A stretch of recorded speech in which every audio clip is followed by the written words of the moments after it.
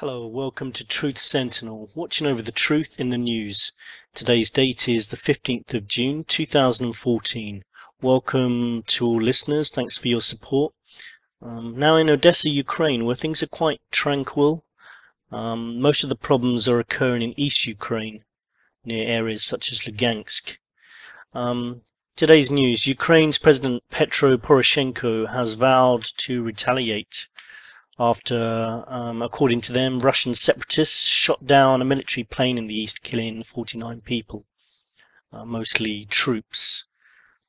Poroshenko says that they will be punished and has called for an emergency meeting. This was a transport plane that came under anti-aircraft fire near the city of Lugansk. It reportedly was hit by 2 Stinger missiles, and it was carrying troops' military equipment, and it's thought to be the biggest loss of life suffered by government forces in a single instance since these problems began. Russia has condemned embassy attacks in Kiev after protests saw windows smashed, the Russian flag torn down and cars overturned. So unrest is still very much alive over here, just not so much where I am now in Odessa. Things were bad here maybe a couple of months ago, but things have quietened down. Hope it stays that way personally.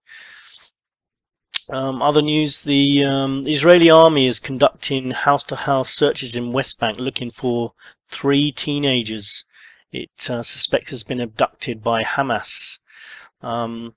2 16-year-olds and 1 19-year-old went missing on Thursday near the north of Hebron. And Palestinian officials say that Israel has arrested at least 12 people in connection with this. And apparently this has gripped Israel with coverage on the main TV channels.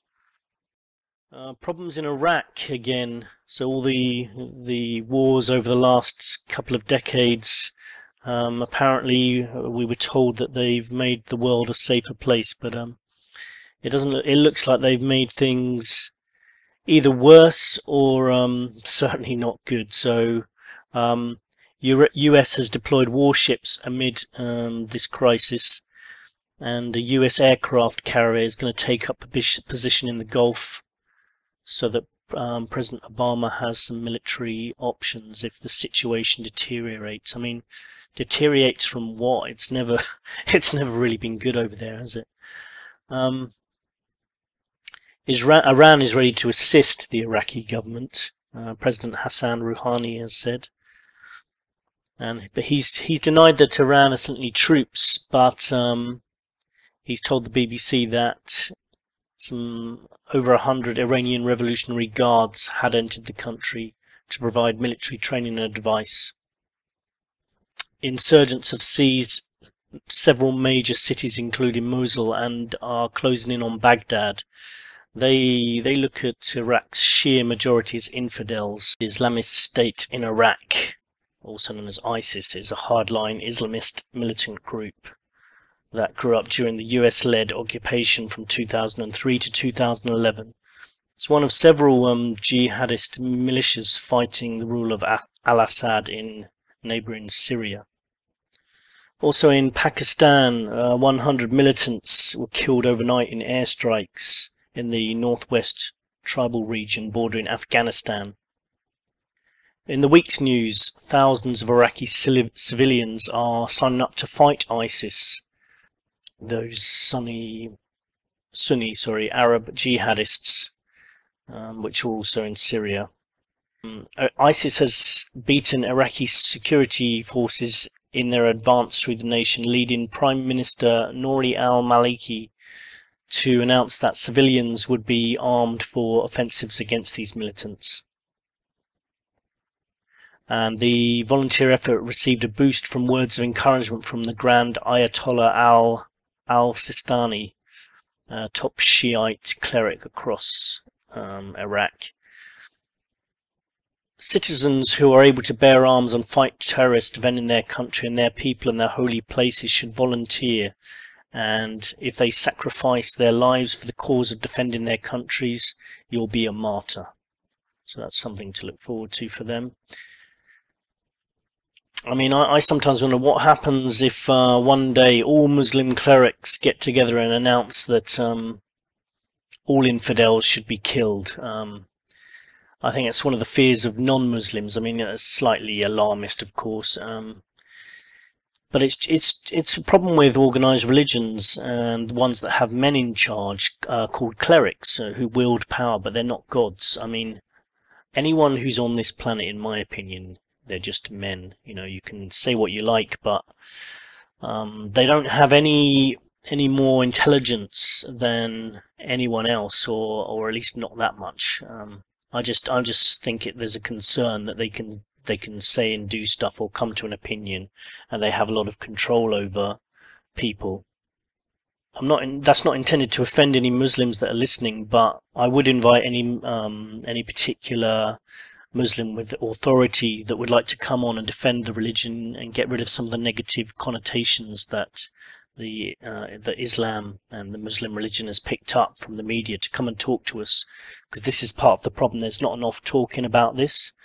I haven't heard enough Muslims discussing these big issues, and not enough condemnation of atrocities, and just talking about things rather than getting upset if you know, sometimes it feels like you have to tread around on eggshells whilst talking about this topic. So if you are a Muslim and you'd like to come on and defend this religion and discuss some of the issues, please get in touch. According to Russia Today, Ukrainian troops are levelling towns and Russia is providing humanitarian aid to Ukrainian citizens.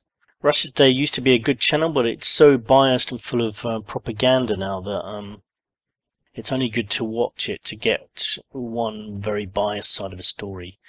It would make a very bad drinking game, for example, if you had a drink every time RT said something negative about Russia. It just doesn't happen.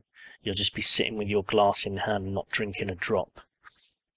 Last episodes we talked about protests, challenging governments and authority. In the conspiracy world, which I put in inverted commas, as often issues labelled as conspiracies are often people asking questions with very good reason. There are people who go too far. I mean, labelling everything a psyop or a conspiracy does nothing to help people find the truth. And there's always the possibility that some of those people, disinformation agents, or they could just be annoying and a bit immature. I've seen photos, for example, where people are being accused of being called crisis actors when they're clearly not the same people. I'm not saying there aren't crisis actors.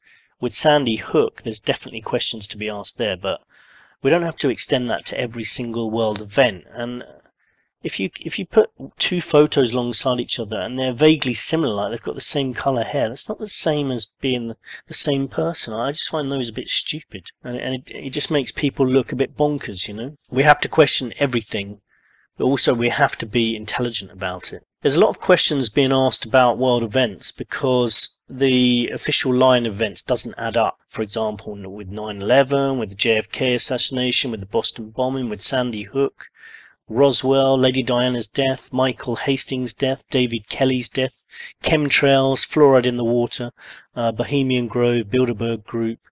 There's loads and loads of them. I could go on. But I'd also include MH370 disappearance in that list.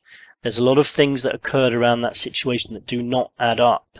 And it does no good just to say people who question these events will say there's a cover-up, are conspiracy theorists. It doesn't help. That's just not the case. People who say that end up looking stupid themselves, in my opinion. I don't think that's their intention. I'm talking about people who totally accept whatever is fed to them by the media and government, who label people who question events immediately as conspiracy nuts. In some ways I hope they're right, that governments do love and protect us, and what we hear and what we're told is what is exactly happened. Only the problem is people question these events and don't believe them, not because they're paranoid, but because history tells us that this is what happens, that most of these things are not correct. So you just have to look at history, and it seems that people who don't believe in conspiracies actually have forgotten history. So it ends up making them look stupid, in my opinion. And it also there's a danger that if you don't question your governments, then tyrannical governments get away with the things they do, and that's what's happened in the past. If you look at some of the things our governments have done in the past or continue to do, you'll find that they kill, basically. Governments do kill, rightly or wrongly. I mean, in some situations that's open to debate. But for example, international governments kill via capital punishment. Now, a lot of people actually are in favour of capital punishment. That's another debate. I'm just saying that governments do kill by using the electric chair, firing squad, hanging. They also kill in wars, more recently in Iraq, Afghanistan, also in Ukraine, and in the past in Vietnam. Increasingly they're using drones and technology. I mean, at some point this drone technology is going to have artificial intelligence. That's not too far away. I mean, this week, or in the last couple of weeks, a computer passed an AI test and successfully convinced other humans that it was human in comparison to other bots, online bots. So how long is it going to be before that kind of technology is placed within drones, so that actually the human control aspect is going to be taken away? So drones will be making decisions as to whether someone lives or dies. Now, that sounds like something out of a science fiction movie, but I don't think we're very far away, personally. Let me know what you think about that. Don't forget to put any comments in the comments section about ideas for topics you'd like us to discuss. Today's show is going to be about missing aircraft over the years. We're going to talk about a number of previous cases, with a view to looking at MH370, again revisiting the topic. We're not going to talk too much about MH370 today, although Sarah Bajc will be joining us towards the end of the program to give us a quick update and tell us about the plan to encourage whistleblowers to come forward.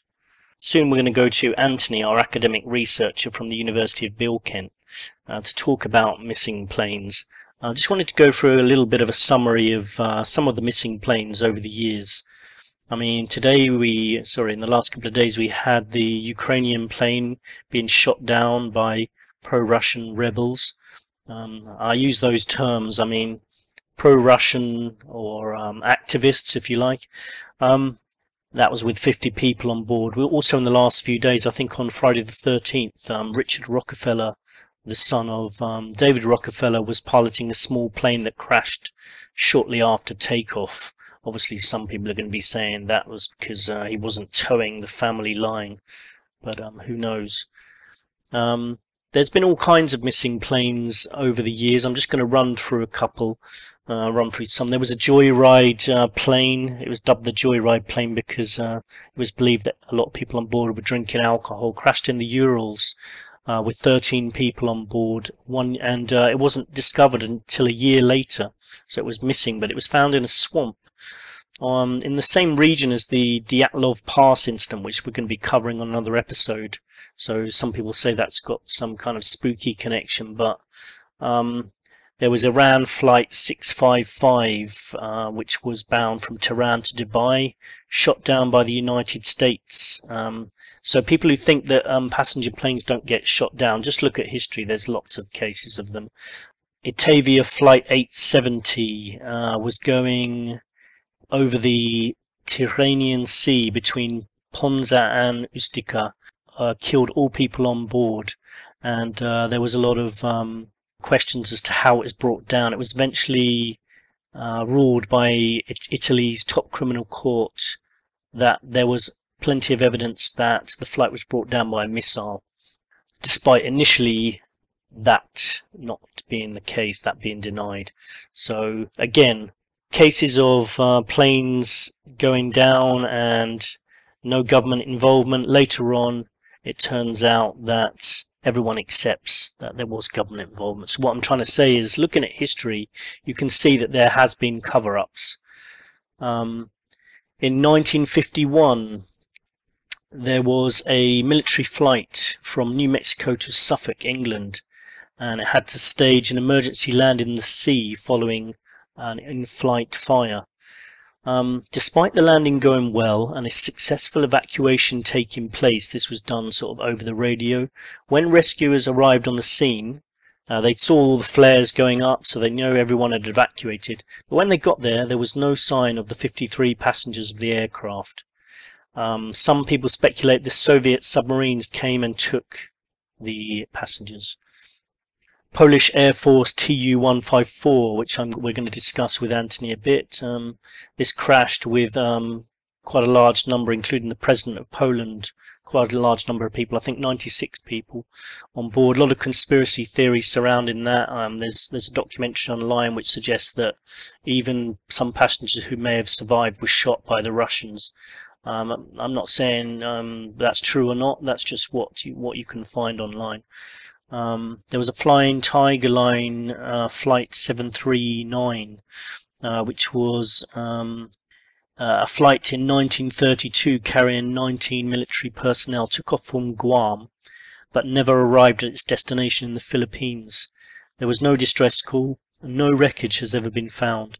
Another plane carrying secret cargo rather than soldiers, because this plane that I just mentioned was carrying soldiers, also departed from the same airport at a similar time, and it also crashed. I think that was found though. TWA Flight 841 fell 40,000 feet and managed to pull out of it, landed. Both pilots, the pilots were blamed for this incident, although they protested their innocence. So that's one of the things that we're going to talk about as well, is that pilots often get the blame for this, especially if the plane crashes. These ones are at least able to stand up for themselves. Of course, there's TWA Flight 800, which many people are familiar with. On the way to Paris, hundreds of witnesses seeing missiles hit the plane. FBI were accused of a cover-up. We'll be talking about that one later. Air France 447, 228 people on board, no distress call. Disappeared into the Atlantic from Rio to Paris. It was missing for 5 days. The black box was found 2 years later. All contact was lost after their final transmission. Aircraft investigators said that all the systems on board started shutting down, and the official explanation was ice crystals on the pitot tubes was the main cause of that crash, also a storm. Pan Am 7 crashed, no distress call, high levels of carbon monoxide found in the bodies. Northwest Orient 2501 disappeared over Lake Michigan, never found, even though sonar was used to try and detect it. An unidentified blip spotted on a radar in Lake Superior 1953. 2 planes were sent out to investigate this radar blip. As they watched the radar, these 3 blips merged, disappeared, and were never seen again. And the victims in this case were Lieutenant Moncler and Lieutenant Wilson. There was the case of the Boeing 727 stolen in Angola, never seen again in 2003, despite FBI and CIA launching massive search. 2 men boarded the plane. Apparently they weren't pilots, but took off, slightly dodgy takeoff I think, but took off and were never seen again. A cargo plane belonging to Varig Brazilian Airlines disappeared in 1979, just 30 minutes after it took off from Narita International Airport in Tokyo. There was 153 paintings on board valued at more than $1.2 million. Neither the plane, its crew, or the paintings have ever been seen since. Of course, we've got the Bermuda Triangle. 5 US Navy Avenger planes. A lot of people might be familiar with that story, that disappeared. A plane was sent out to investigate the disappearance. That also disappeared. This was off the Florida coast. They've never been found again, although there are documentaries where people think they may have found the plane, but it's never been confirmed. I think one person reckoned they found one of the planes. Not being confirmed though. US Air Force C-97 vanished 200 miles from Tokyo. 67 people were on board, never found. Israel accused Ukraine of hiding a missile strike that destroyed one of their jets. That was initially denied. I think this was flight 1812. There were 78 people on board. An Israeli government official told the Telegraph newspaper that investigators were due to leave to get the necessary permission to fly to a Ukrainian airport close to where the Sibir Airlines jet crashed. We suspect they're going to try to cover something up, something they do not want foreign eyes to see. So again, a case of even governments accusing each other of cover-ups. So it's not out of the question to say that cover-ups go on, because they obviously do. Even governments admit it.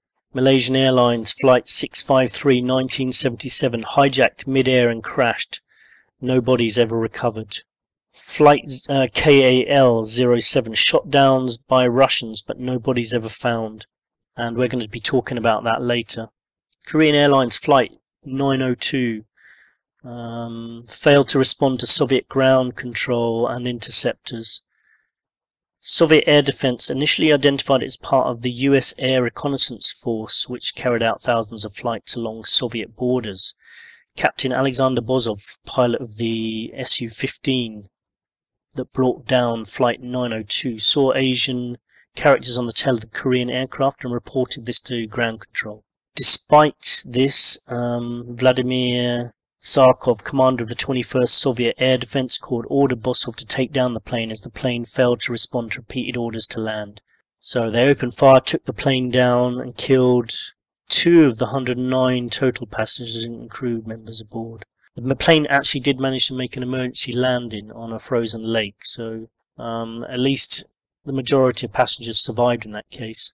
So let's go to Anthony and let's talk about some of these cases in more detail. We can see whether we can learn from any of these incidents in the past and apply it to the present.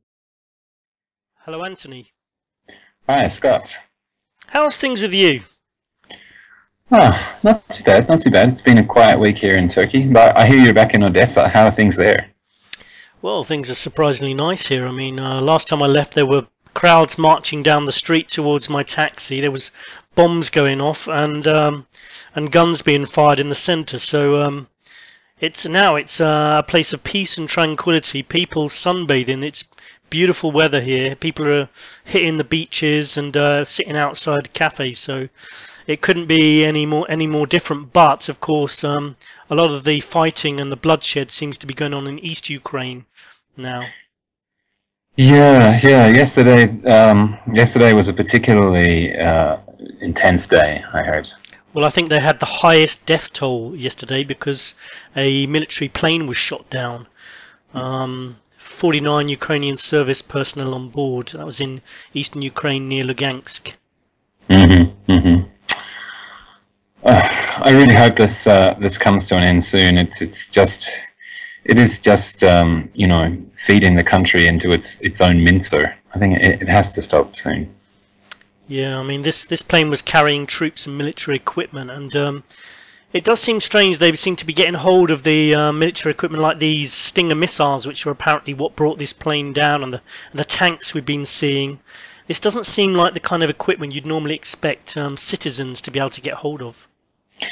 No, well, I mean a few of the separatists, which is what the media likes to call them now, have said that they've just found these things lying around in weapon stockpiles in different parts of Ukraine. But I personally don't find that much more plausible than if they'd said we ordered it online from an American catalog. It just doesn't really add up. There's clearly weapons coming from somewhere.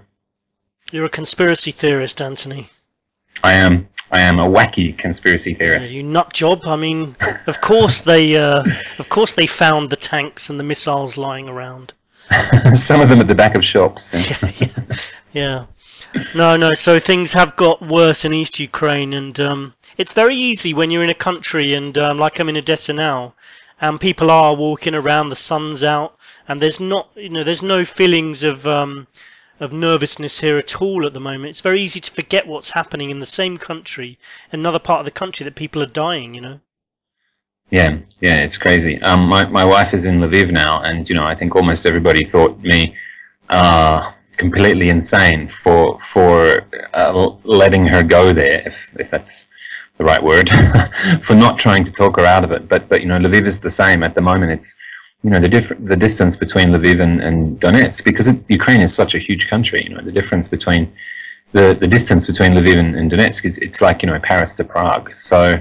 But at the same time, it is very strange that parts of the country are just, birds singing, people sunbathing, and other parts are life and death struggles. Yeah, indeed. The same with when I'm in England, people wondering why I'm going to Ukraine. But, you could probably fit quite a number of Englands into this country. Yeah, quite a lot of little chefs. Yeah. Yeah, exactly. Anyway, today we're talking about planes. What kind of incidents have you come across that have struck your interest? Well, quite a lot actually. This is again, well done for choosing a huge topic. I mean, yeah, sorry about that. It's fine. I personally find aviation mysteries quite fascinating. So there's a lot to discuss. But to start off with, I just want to say that these incidents are interesting from a political point of view, or from a kind of unsolved mysteries point of view. But they are also tragic events, and so of course we need to be sensitive to the fact that while we speculate about what might have happened to a particular plane, we are talking about events that involved people dying, and a lot of those people have surviving relatives. So it is a subject that can be tricky to talk about, but let's try and see how we go. Absolutely. I mean, you and I have spoken about MH370 before, and obviously for families that are related to that incident, it's I imagine if they're listening to people talking about the incident as if it was some kind of form of entertainment, they could get upset. But yeah, no, I mean, definitely we are sensitive to that. And even with past events that happened 50 years ago, we're all aware that people have died in these situations. So we're not talking about as a form of entertainment. We're just kind of talking about how maybe we can learn from these events as well. Exactly. And I think if you start looking into air disasters as a phenomenon, the first thing you find is that the vast majority of planes that go down because of factors like the weather, mechanical failure, and occasionally bad judgment calls by pilots, things like this. But you also find exceptions, and in these exceptional cases, there are certain patterns or types of air disaster, we could say. So I want to focus mainly on two of those today.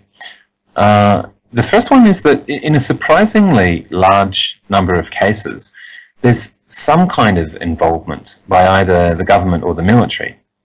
I mean, most countries have an agency dedicated to investigating air disasters.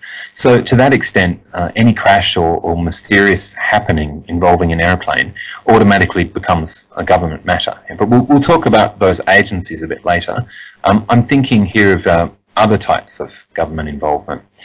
And look, these are very instructive cases to study, I think, because once again they bring up the question about what role governments ought to play in our lives.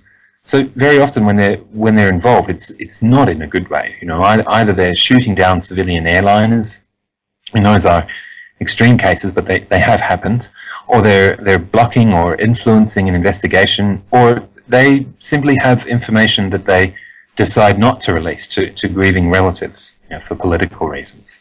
And that is an important point to make, I believe, because if you question events around MH370, and I've had people say this to me, you're branded a conspiracy theorist nut job, and basically it's not a question of just complete speculation. It's a question of looking at the past and seeing that there have been cases in the past where missile strikes have been denied, or things have been denied for whatever reason, and then have later turned out to be there were missiles, or the events that people were questioning, they were quite right to do so.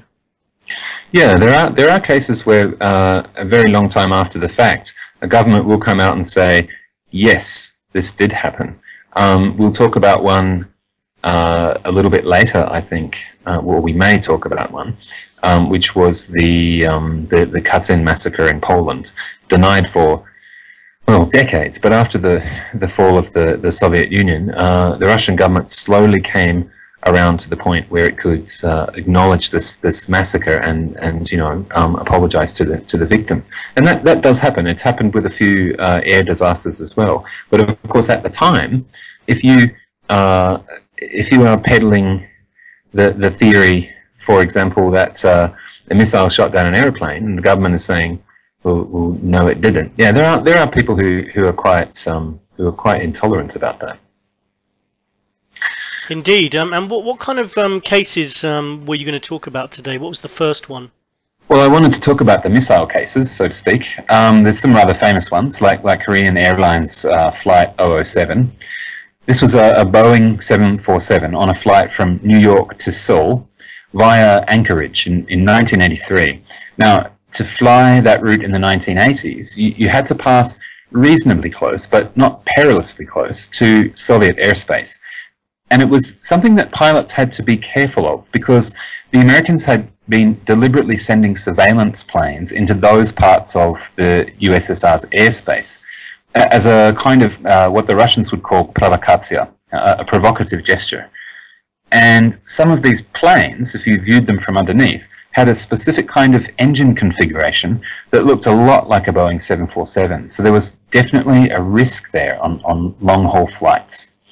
And I must admit, in some of the instances I looked at, there was also mention of this, that sometimes civilian aircraft were used as kind of guinea pigs to test surveillance and how far people would go. And there's even been speculation about MH370 that in the way that it switched off the transponder and flew over different airspace was a test to see what kind of reaction, what kind of technology countries had there.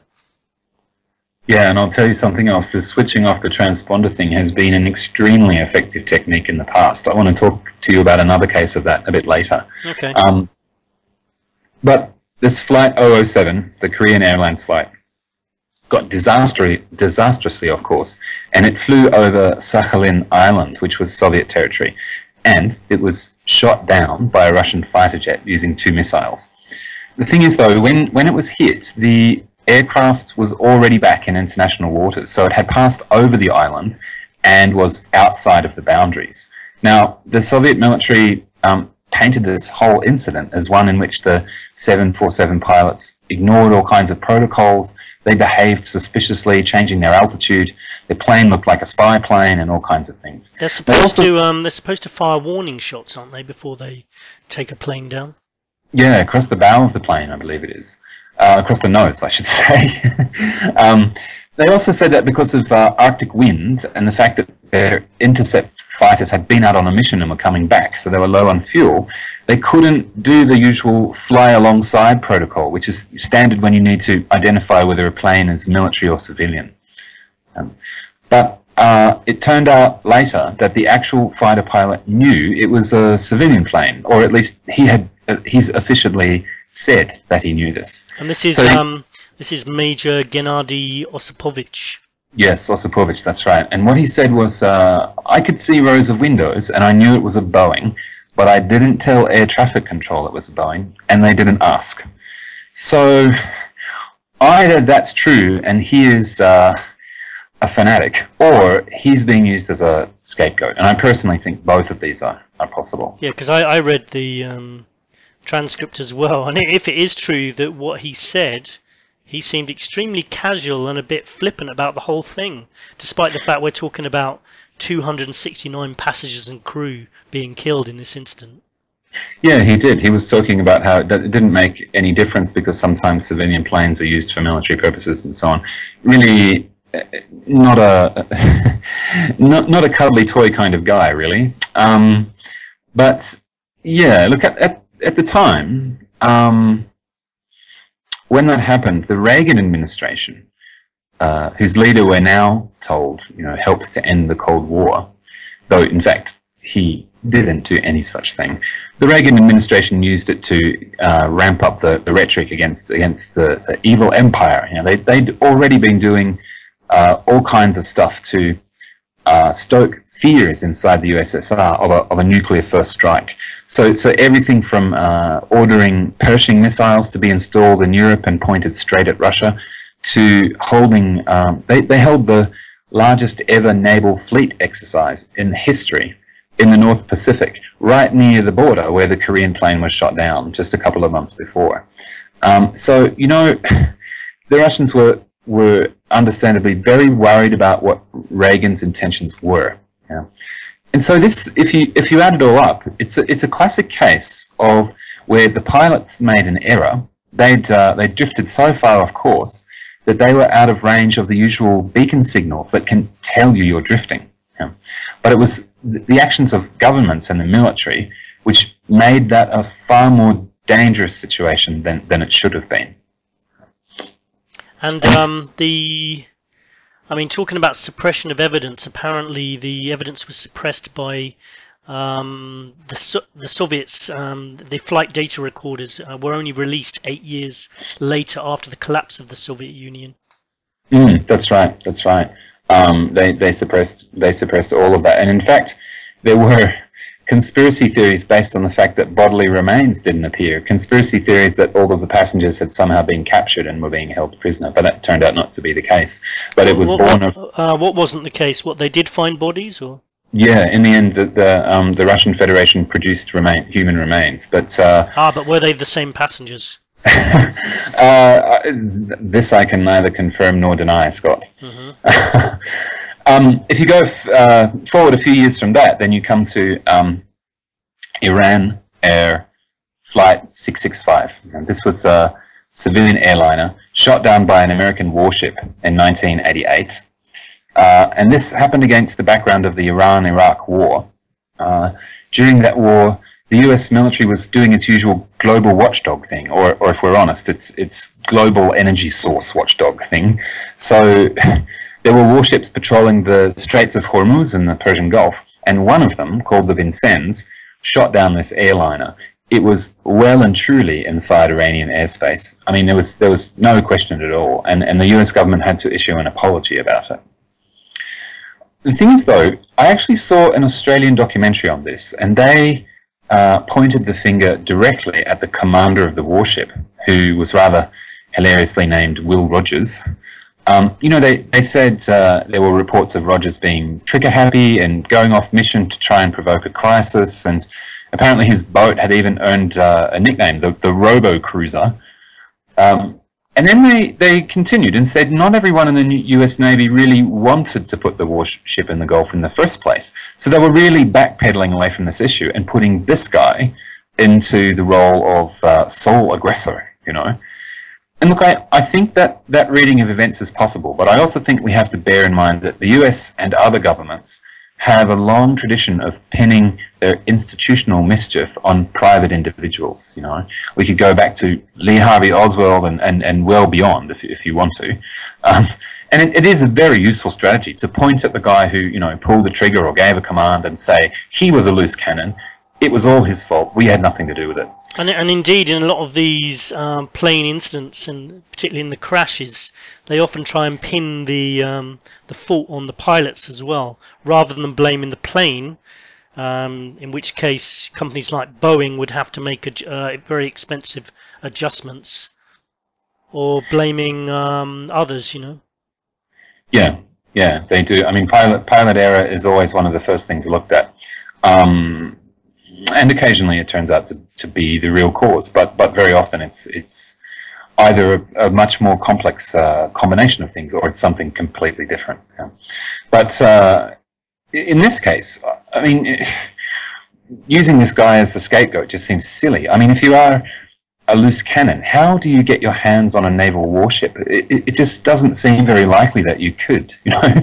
So I'm not overly convinced here. I think you could probably include this Iran Air Flight 665 on the list of civilian airliners that have been shot down to serve some kind of government or military objective, though I have no idea what that is. And if that is the case, I mean, You think how disgusting that is, because there was 290 people on board, 66 children, including 66 children, and this ranks apparently in the top 10 deadliest disasters in aviation history.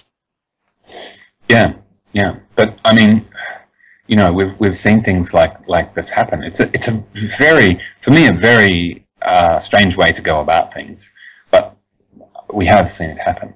I mean, personally, I just don't think it's acceptable to, in this day and age, to shoot down passenger airlines for any reason whatsoever.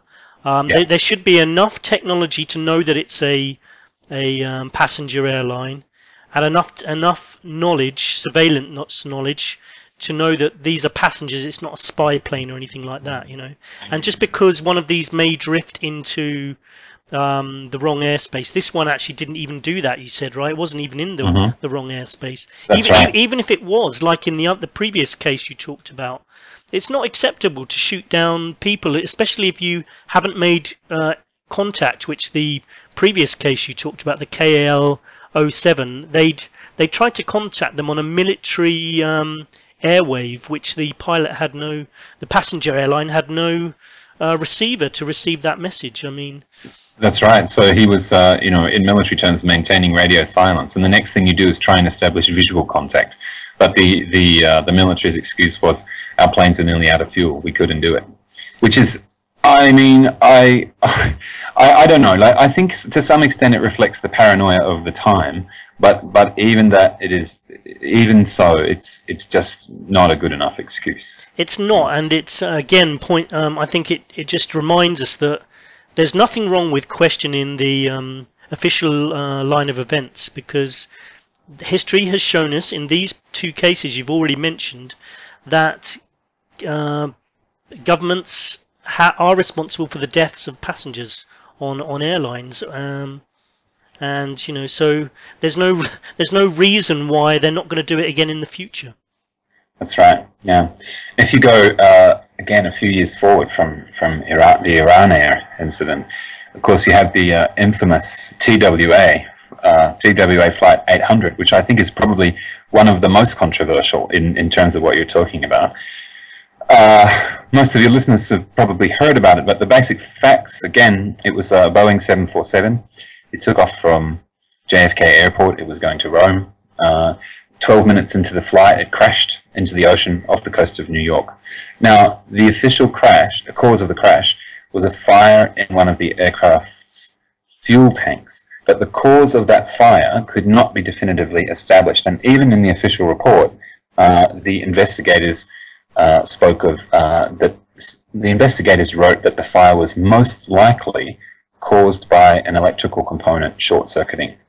But look, as far as I can tell, this was basically as much guesswork as anything else. And most significantly, that report flatly contradicted a large number of eyewitness accounts of the disaster. There were over 200 witness statements taken by the FBI that described two flaming objects streaking upwards towards the plane from the ground and then converging on the plane.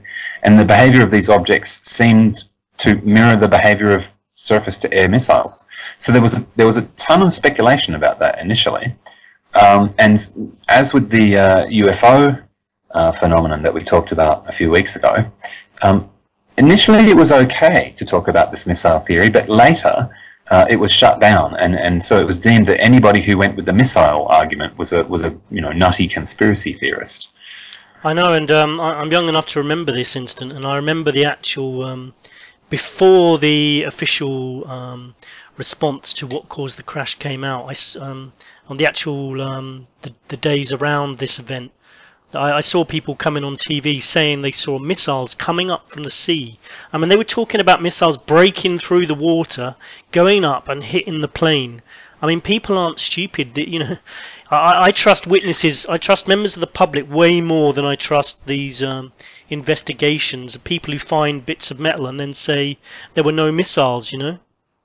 Yeah, that's right. And this was, I mean, this got a little desperate. I mean, at one point, the CIA was brought in. It wasn't, the safety board's first choice, but these were the only guys who would do it, because it was so morally dodgy. The CIA came in and produced a video about the crash, and it gave a frankly ridiculous description of events. So if you watch the video, you see this explosion in the center of the plane where the fuel tanks are. Then the nose comes off the plane, and then because the center of gravity has shifted backwards, the video shows the back half of the plane tilting upwards and kind of bobbing up into the sky a few thousand meters. And they say this would account for why so many people saw something moving up through the sky. The CIA said it was half of the plane.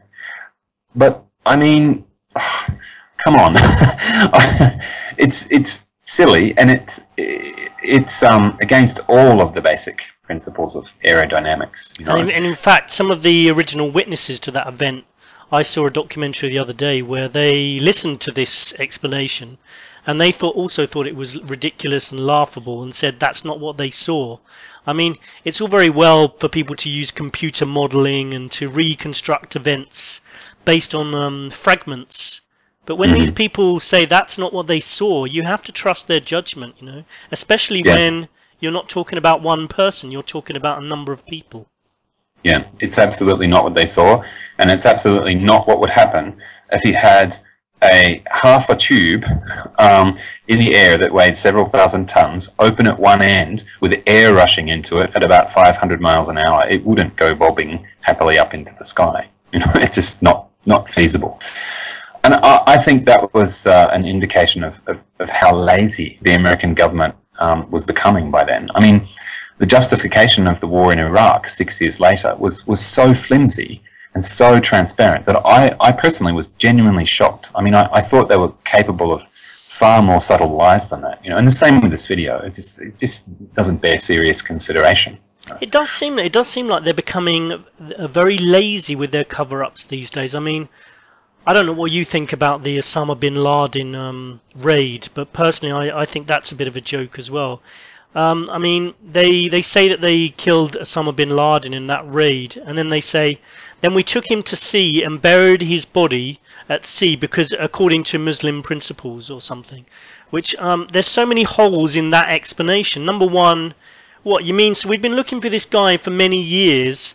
You know, there's lots of conspiracy theories around, and you're going to say that, oh yeah, we can't show you the body, he's buried at sea. And then number two, you're going to say we buried him there at sea out of respect to the Muslim community, when the guy is not supposed to be considered a Muslim. We've been told in the past this is not, you know, this is just someone who likes waging war. He's not really a true Muslim. So. Yeah, and number three, where was the US government taking down all of the execution pictures of Saddam Hussein if they're so concerned about that? Why didn't they go around taking those down off YouTube and the other sites where it appeared? Exactly, and the same with the Libyan Colonel Gaddafi. You know, there was videos of him being brutally murdered on the streets, basically. Yeah, they were left up as well, so people can quite easily handle this, you know. Yeah. I agree, and you know, I think a lot of people needed closure. But anyway, look, the missile theory persists, and in fact, there are even those who say that the same characters behind shooting down Flight 800 may also have had some hand in September the 11th. So that if that's at all true, if there's any truth to that, then the US government ignored a huge threat for political reasons. But then there are others who suspect a certain amount of foreknowledge. That is, that the US government in some way may have known about this threat of a missile attack. So, I mean, altogether I would say that TWA 800 is a pretty disturbing and divisive incident, you know.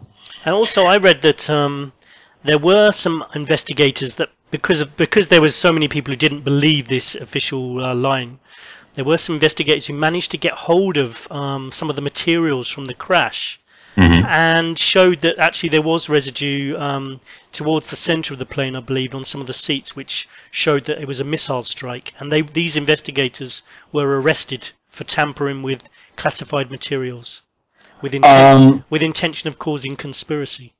I believe, yeah, I believe that did happen because the people who took those materials were not the official investigators in the case, as far as I recall. And so, yeah, they did find traces of residue which would tally with the idea of a missile, and immediately arrested.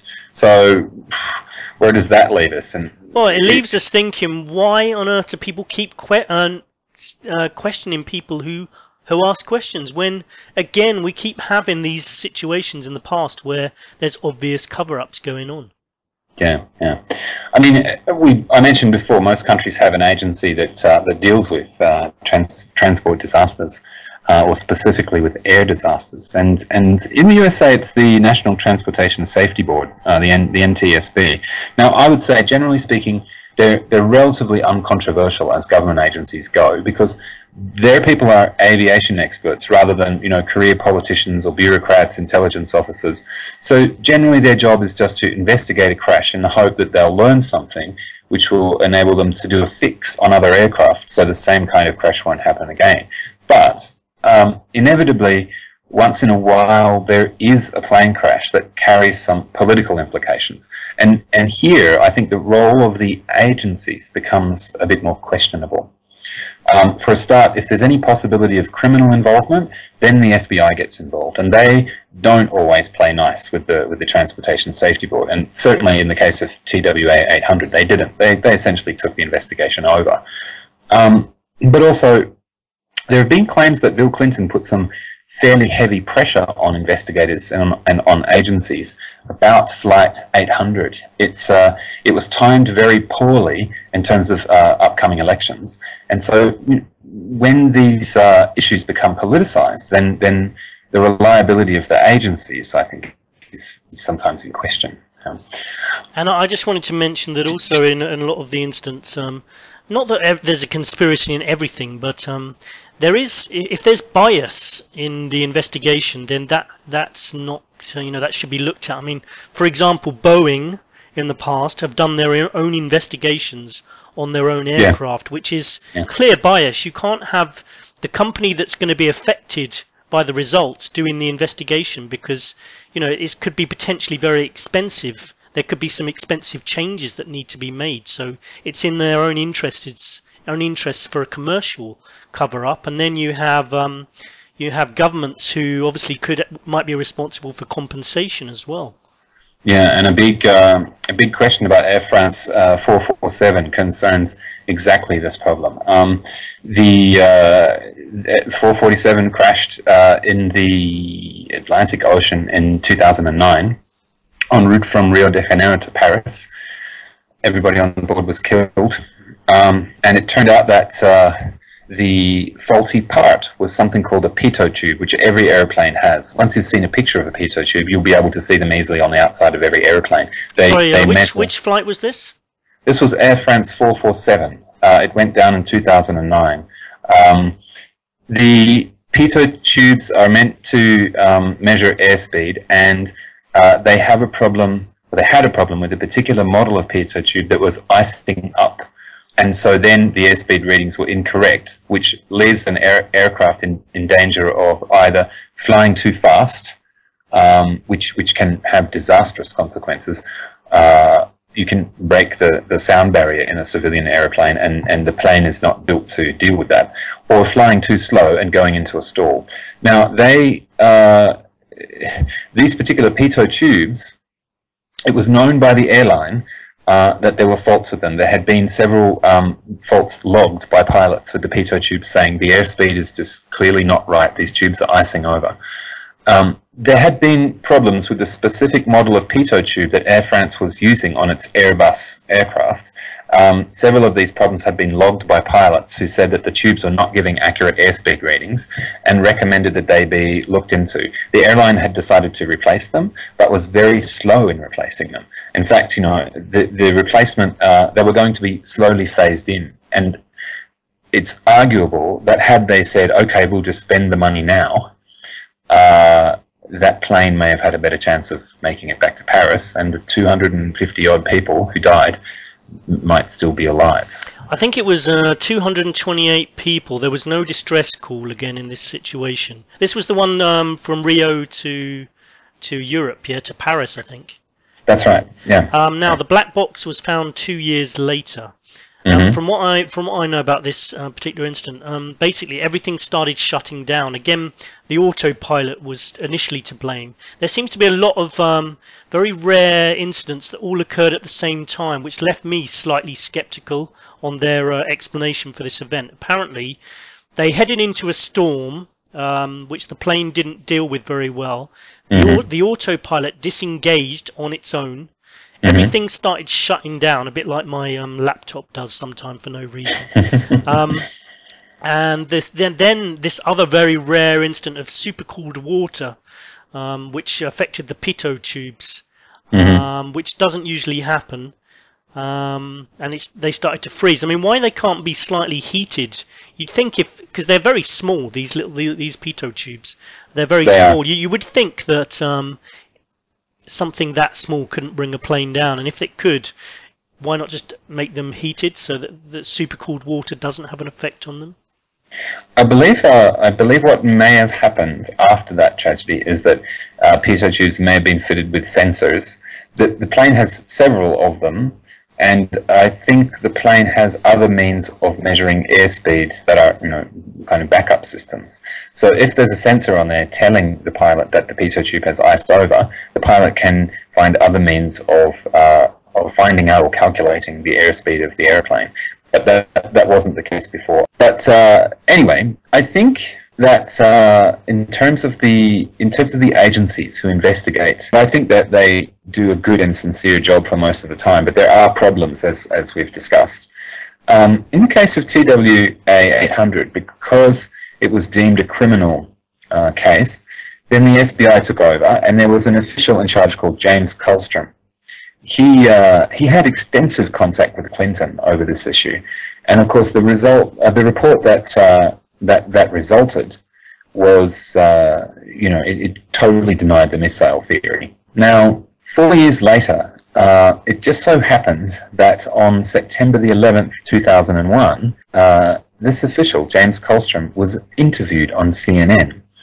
And he seemed to have a momentary brain explosion, which just screamed regret to some viewers, So he was being interviewed by Dan Rather, and Rather asked him about the causes and factors which had led up to the World Trade Center attacks.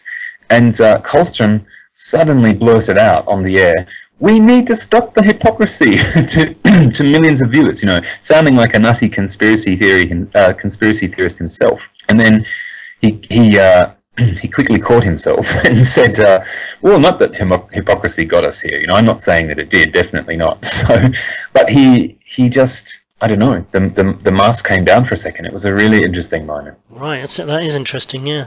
And so what other cases have you come across? Yeah, quickly, one more missile case before we move on from missiles. This one was Air Italia Flight 870 in 2000. It was flying from Bologna to Palermo, which involves briefly crossing the sea, and it crashed into the Mediterranean. The pilots didn't issue a mayday call, and it seemed that the plane was just flying normally 1 second and then in pieces all over the sky the next second. Now, at the time, Libya was the kind of international bad guy, and there was a dogfight, apparently, between Libyan jets and French jets in that part of the Mediterranean. And the dogfight involved an exchange of missiles. A little while after the incident, a Libyan fighter was found, crashed into the side of a mountain in France, and it had apparently been shot down by a French fighter. And again, on top of that, eyewitness accounts of the Air Italia crash strongly suggested a missile going towards the plane. Now this is an oddly current event, because again, the NTSB from the US was involved in the investigation because it was an American-made plane. And they ruled that there had been an explosion in the plane's bathroom. In other words, someone had planted a bomb on the plane. The Italian courts did not agree with them, and neither did the Italian media, and neither did the Italian public. But I don't know. It appears as though the theory suited the government, because according to the law there, if the plane had been shot down by a missile, the government would have owed compensations to the victims' families. So this report about the bomb was accepted, and various people, remained pissed off with it, especially since because the public thought it was a missile attack, nobody believed in the bomb theory, the government didn't have to investigate the bomb theory, which means that if it was a bomb, whoever planted it basically got away. But anyway, the issue seemed to have passed, and then just last year, the case was reopened in the Italian courts, and they ruled that there had been a missile attack. So then the government paid out all the compensation.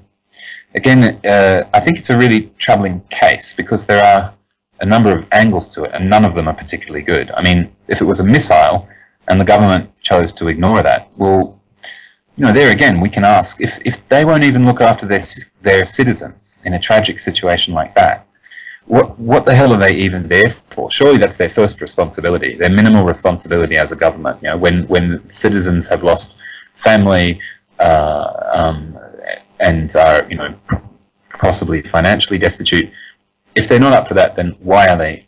Why do we have a government? You know? But if it was a bomb, and the investigators swear to this day that they weren't influenced, and they arrived at the bomb theory through, you know, examining the evidence impartially, then in that case, it's possible that a terrorist attack or a corporate hit or something like this has gone unpunished, and in fact, pretty much unnoticed. So yeah, that was another, I would say, very dark chapter in the relationship between governments and air tragedy. Indeed, I mean, in this case, it seems like the evidence, well, according to the criminal court in last year, that there was overwhelming evidence that the plane was brought down by a missile, and so it seems that the governments were questioning governments in this occasion. Yeah. I also wanted to talk about Polish Air Force Flight 101 in 2010. This flight went down in a forest next to Smolensk Airport in Russia, and on board was the President of Poland, Lech Kaczynski, along with various other cabinet officials, senior military commanders, and so on. So when this plane crashed, it cut off the head of the Polish state. And it's an extremely intriguing case because it illustrates a very different kind of political pressure. You had, for example, an air traffic controller who didn't want the plane to land because there was very thick fog, terrible visibility, and the airport lacked some of the equipment which will guide a pilot in to a civilian airport in those kinds of conditions. It was just a small military airport. The pilot was also reluctant to land, but decided to land because at least people have speculated that he decided to land because the president was on board and one of the president's aides was there in the cockpit when the pilots were making decisions. They were going to a very important official occasion in Russia. So maybe there's a little bit of pressure to land, yeah.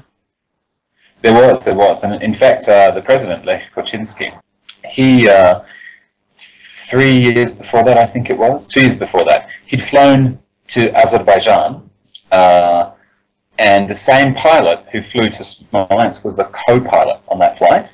So he was flying to Azerbaijan. They got diverted to Tbilisi in Georgia, and the president wanted to land in Tbilisi, but there was a war going on, and the pilot refused to land. That pilot's career was damaged significantly by his overruling the president's wishes. So, and the Smolensk pilot was the co-pilot on that flight. So he'd seen what could happen if he said, "No, we can't land here. It's not safe." And you've got to question the intelligence of some of these people. If, like, the captain says, "No, it's too dangerous to land," you're like, "Land the damn thing!" And you know, it's almost like it's just kind of stupid, isn't it? Really? Yeah. And you know, on the other side, with the air traffic controller, he didn't have the authority to refuse the airplane. He didn't have the authority to say, "You cannot land here. You must go to the alternate airport," because that decision was made much farther up a vast bureaucratic chain, as we all know, exists in Russia. So when you've got the people on the ground with the expert knowledge, not being able to make decisions and deferring authority to governments and bureaucrats, that's a whole different kind of government contribution to tragedy, we could say. Anyway, sorry. Yeah. How did the landing go? The landing did not go well. the plane, the altitude readings that were being received were inaccurate. It was compounded by the fact that just before the airport there's a valley, so there was altitude readings being taken from the bottom of the valley, and then suddenly the land rose up. Yeah, in the end, the plane clipped some trees, turned over, and everybody on board was killed. And I believe there was 96 people on board. That's correct. Yeah. So look, we don't obviously have a lot of time to talk about it now, but I would encourage everybody to have a look into that case if you're interested. It's really fascinating, and it was quite momentous. I mean, when it happened, I was on holiday in Egypt, and I just boarded a flight to Ukraine, and everyone on the airplane was talking about the crash. And for Polish people, and I think possibly some of their neighbours too, it's one of those events where you can remember exactly where you were and what you were doing when you heard about it. It's that for me as well. I have a really clear picture in my mind of the moment when I heard. Yeah. And a lot of Polish people did believe there was Russian involvement in this, and it wasn't quite as clear cut as just a case of bad fog. That's right. Yeah. I mean, if we the specific function, the official function, which the president and the other dignitaries were going to, was a commemoration of the Katyn massacre. Now, this had taken place in, I believe it was 1944. I might have that year wrong. Under Stalin. Stalin's security chief had a very novel policy. He had decided to completely wipe out the officer class of the Polish army, and Katyn was part of this. So the Red Army took 8,000 Polish officers into a forest outside this village of Katyn and executed them en masse. And the Soviet authorities denied this and blamed it on the Nazis. But after the collapse of the Soviet Union, there was a gradual accommodation between the Russian Federation and Poland on this issue, and it had just reached the point where the Russian Federation was willing to organize an official commemoration inside Russia. And this was going to be the first one. So it was a very important occasion because Katyn is huge in Poland. There are memorials in lots of Polish towns. And I personally don't go with the conspiracy theory on this particular case, but I can understand why so many Polish people would have thought it possible. I mean, there are many Russians who really wanted this commemoration to happen and did everything they could to make it happen, but I think there are also those who would prefer it, who would have preferred if it didn't happen. And so, you know, to be suspicious of that is certainly plausible. I mean, there was also, I mean, people can watch this on the internet, on YouTube, I believe, but there are documentaries and people showing audio or playing audio which seems to indicate there were gunshots on the ground after the accident, suggesting that even if there were survivors, they were executed. So, you know, how much truth is in that, I don't know, but I did see some of the video, and there did appear to be some gunshot noises. Of course, that could have been, it only just happened, so it could have been some engine parts exploding. Who knows? Anyway. Yeah. So there's a lot to that case. As I said, if you are interested in this topic, do look into it because it is a really fascinating case. And if you have any Polish friends, I'm sure they'll be only too happy to talk about it. Anyway, what's the next case? Yeah, let's move on from evil governments to planes that disappear. I said at the start that these exceptional crashes fall into a few different categories, and disappearances is the other one I wanted to talk about, because despite what people have been saying, I mean, about how MH370 is an unprecedented event, there have actually been a lot of airplanes go missing over the year. It's unprecedented in other ways, but there have been other disappearances. Just to give you a couple of random examples, the legend of the Bermuda Triangle, of course, very famous, and that legend partly kicked off in 1945. There were 5 US Navy airplanes. They took off from Florida in the general direction of Bermuda. They were never seen again. naturally the military sent out other planes to search for them, and one of those disappeared too. So you're talking about the U.S. Navy Avenger planes. I think that was yeah, Flight 19 they were called, even though it was a squadron, and December the 5th, 1945. that's right. It was Flight 19. Yeah, yeah. So this is part of where Bermuda got its reputation and its mystique from. Was an actual disappearance of half a dozen military planes. There's been all kinds of documentaries on that as well. One guy who thought he found one of the planes, but I think it wasn't confirmed. Mm-hmm. Then, much more recently, in 2003, a Boeing 727 disappeared from an airport in Angola. It had just completed its first flight for American Airlines from the US to Angola, and then two guys basically stole it. They turned off the lights, they switched off the transponder, they powered up, they taxied out to a runway without getting clearance from air traffic control, and they just took off.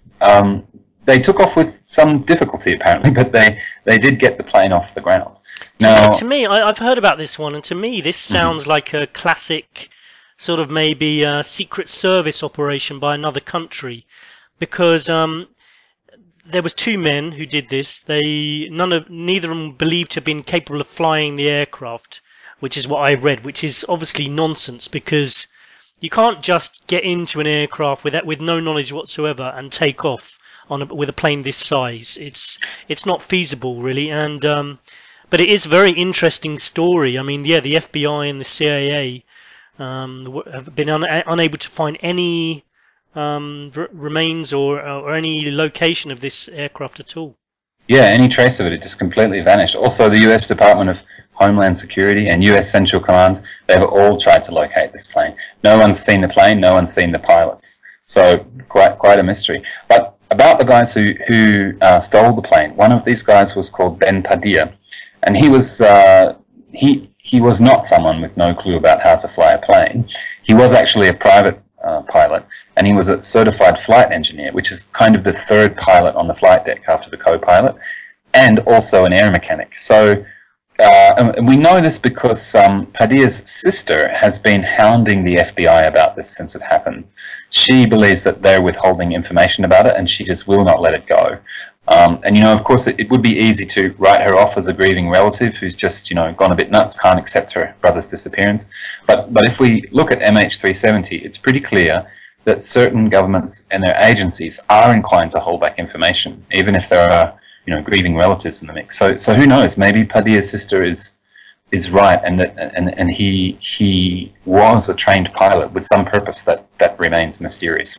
Yeah, it's strange that people deny these things are going on, because you know, obviously we see films like James Bond, and people read books about spies, and we all know that there's organisations such as Mossad, MI5, MI6. What's the Australian version, by the way? ASIO. The general scoop on ASIO is that they're a really inept intelligence organisation, or alternatively, they're a really good intelligence organisation using a really inept intelligence organisation as their cover story. Oh, that would be very clever. It would, wouldn't it? Yeah. Anyway, so what I can't understand is why people deny that strange occurrences that go on could be spies, basically. So in this case, for example, it could be that these were agents of some sort stealing a plane for whatever reason. Yeah. Look, one more case I want to talk about, and it's an old one. After World War II, the British military converted a lot of their Lancaster bombers into passenger planes called Lancastrians, and one of these in 1947 took off from Buenos Aires to fly to Santiago, disappeared, and wasn't found for over 50 years. Now, before it disappeared, it radioed the airport in Santiago to say that it was about 5 minutes from landing there, and the airport radioed back for confirmation, and then the aircraft sent a message in Morse code which read STENDEC, Stendek. The airport in Santiago asked for clarification, and twice more, Stendek. That was it. The plane never arrived. It completely disappeared. And nobody has ever worked out what this Stendek means. Yeah, no, I've read about this one as well. I mean, it was very interesting, especially because of that message that was sent, at least 3 times, so it wasn't a typing error.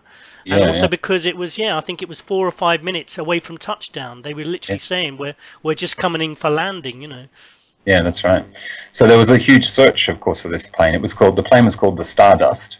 There was a huge search for Stardust, combing the Chilean Andes up and down, and there was no wreckage found at all. And of course, mountaineers in the area all knew about this, So, and the Chilean Andes is a very popular mountaineering destination. So there have been people keeping an eye out for this wreckage for years and years around Santiago, but no wreckage turned up. There were all kinds of theories. There were only 6 passengers on board, and all of them were quite unusual. It's been commented that they had the makings of a spy novel or an Agatha Christie mystery. There was a Palestinian millionaire on board who was rumored to have a diamond sewn into his coat. There was a messenger from the King of England who was probably carrying quite an important message, because at the time there was a lot of tension between Britain and Argentina. So people were talking about sabotage.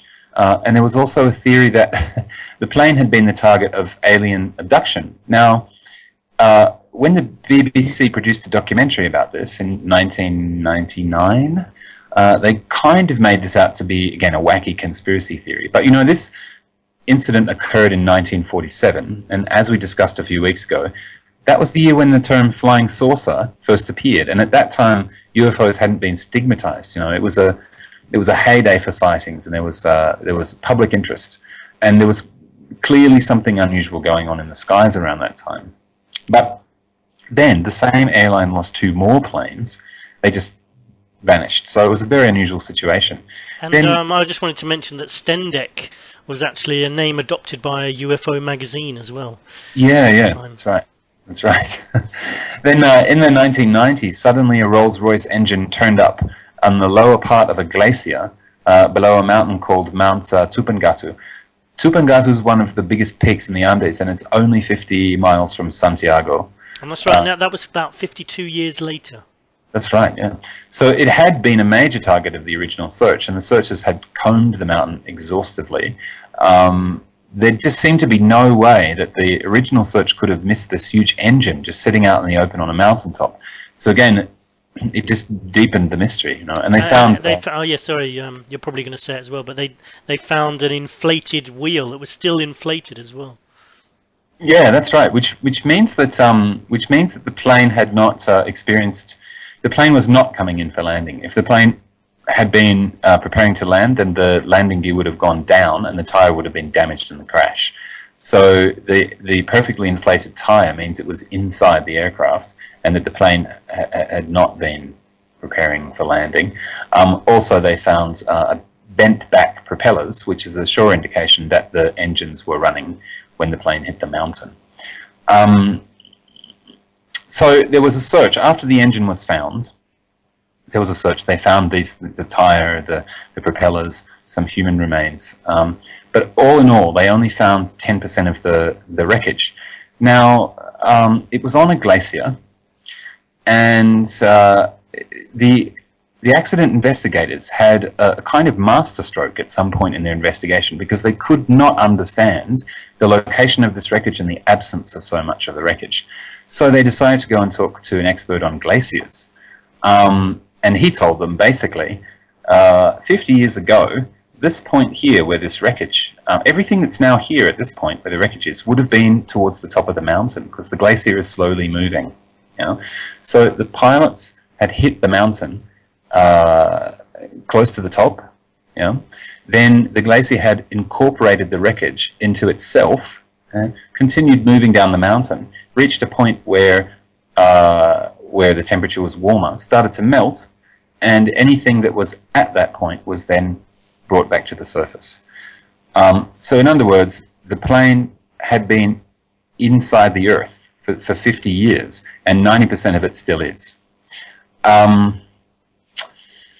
As to why they crashed into the mountain, at the time, it was very rare to fly high enough to hit the jet streams, which now pilots fly in them routinely, and instruments on modern aircraft take account of them. But these jet streams, they're high altitude winds, and in 1947 it was very rare to get high enough for them to affect a flight. So nobody really knew about them.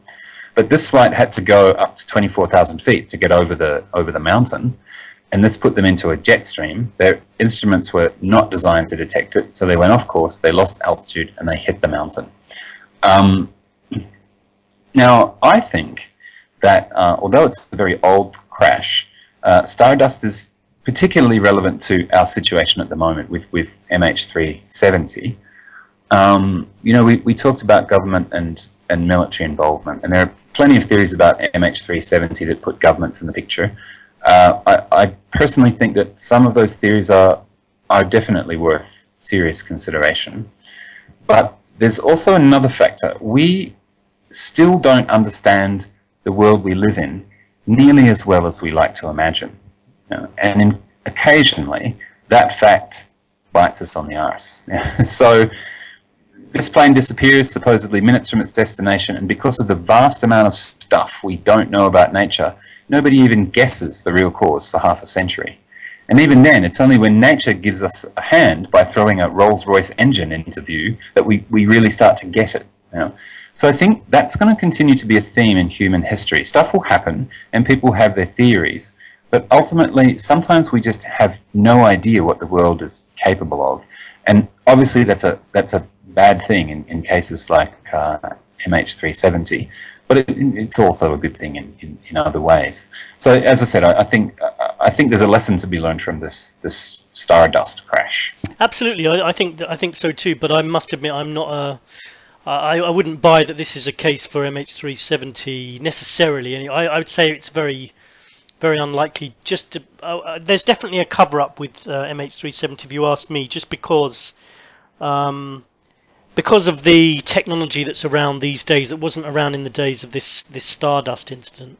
You know, I mean, and with places like Diego Garcia and having all the surveillance technology and basically this plane flying around, you know, undetected, and that lots of the way things have occurred in this particular incident, stage by stage, everything.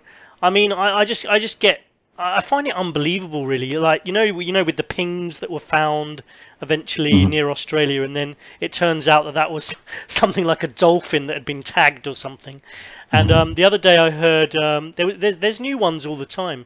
I heard they found an audio recording of the impact of the plane as it hit the water, and then at the end of the article, experts say actually it probably isn't. It's just like I find this incident is quite unique. I mean, I'm not. Yeah. I'm saying there's definitely this is just my personal opinion, of course. I think the factors involved in this case seem to me that there's a cover-up going on just because of the way it's been handled. Maybe it's been handled by, what was the name of the Australian Secret Service? ASIO. Yeah, because it does seem to be completely really badly handled. So it could be your Australian Secret Service. Look, as I said, I think the theories which posit some kind of government knowledge of this are definitely worth serious consideration. But I also think that, I mean, if you look at going back to Air France Flight 447 in 2009, yes, we have all this great technology, but this didn't save 237 people from dying because of a 4-inch long tube, you know, that got some ice in it. Well, you know, again, I would say, well, that's the explanation for that particular event. But I did watch a documentary about that, and it wasn't just those tubes, by the way. Yeah, that's true. It was 3 or 4 very, very rare occurrences which were supposed to have all happened at the same time. And I must admit, I wasn't totally convinced myself on that particular thing. We were talking before about off air about autopilots, and there was, as far as I understand, the plane that particular plane did come out of autopilot at a very inconvenient moment, and the pilot was very slow to pick up.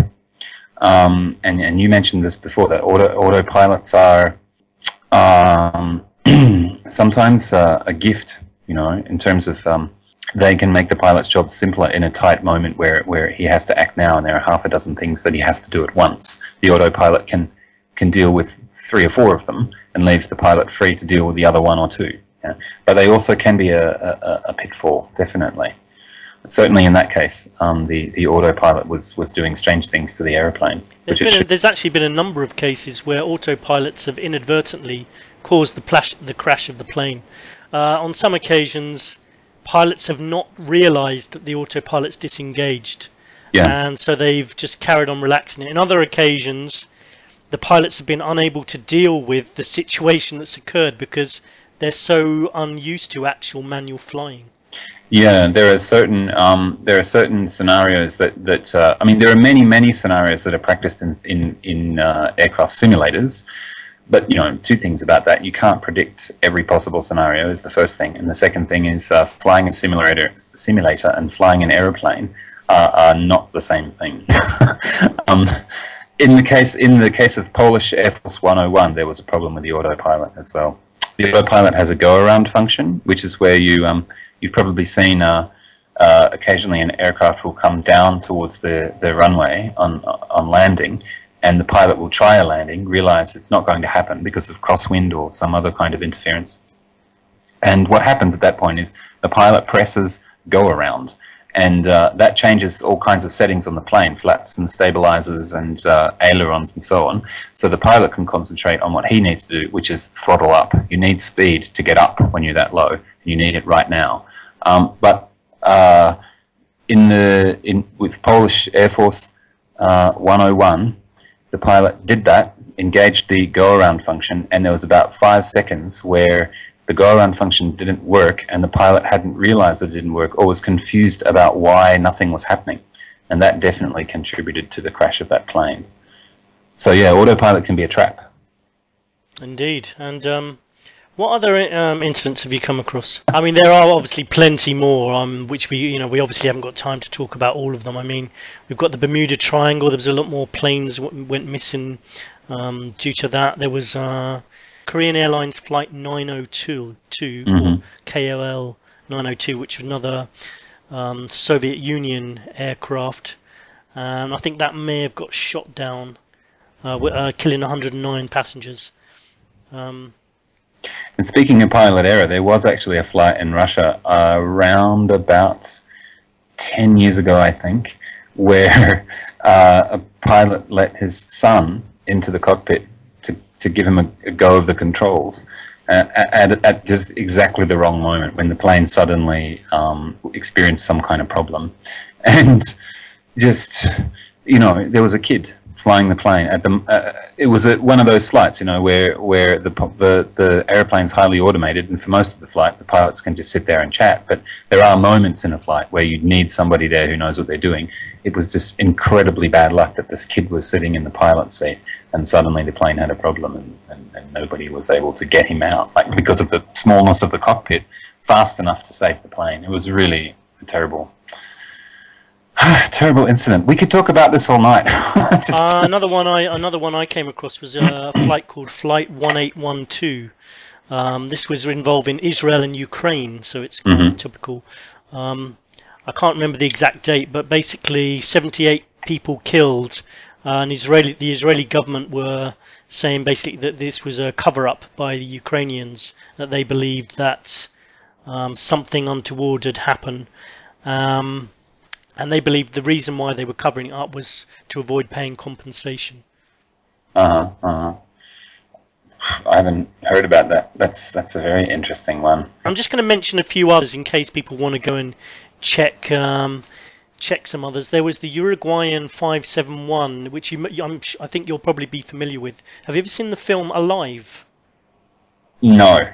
There was a plane bound for Chile with some Italian, maybe football players on board, and there's a famous film being made about it called Alive, basically because it crashed in the mountains in the Andes, and there were survivors, and the only way they could survive was to eat the other passengers, the other dead passengers. So it was a movie was made about this, and some of these people, due to their actions, obviously still alive now because of it, because of what they did.